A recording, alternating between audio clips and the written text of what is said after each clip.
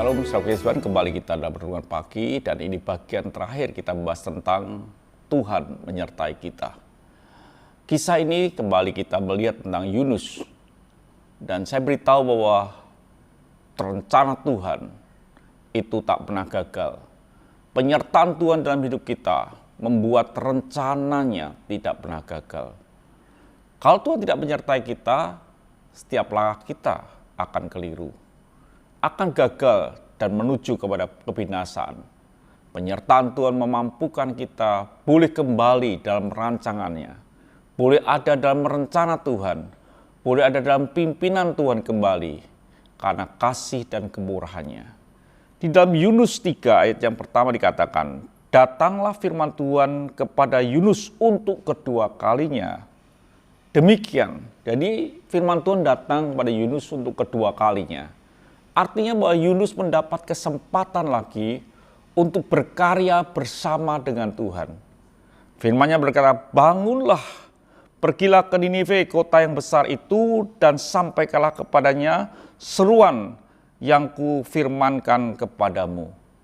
Yunus harus menyampaikan apa yang Tuhan inginkan untuk kota Ninive.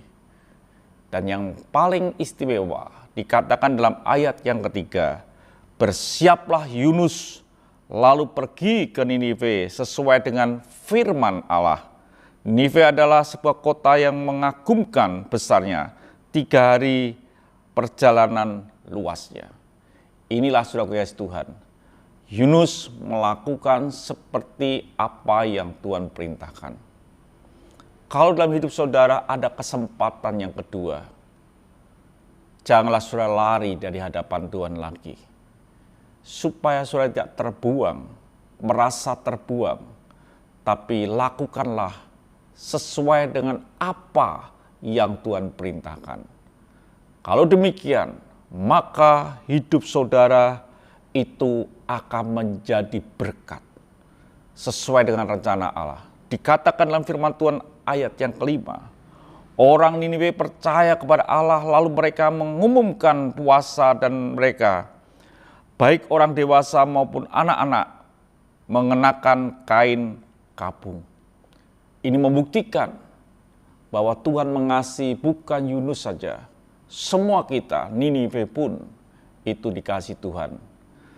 Biarlah hidup kita, hidup yang ada dalam posisi dan rencana Allah, supaya hidup kita menjadi berkat, berdampak untuk keselamatan, berdampak untuk menyampaikan kasih kemurahan Tuhan kepada yang lain, supaya orang lain pun terselamatkan.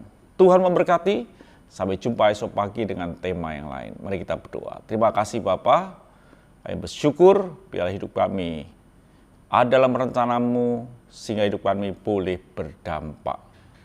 Haleluya, amin.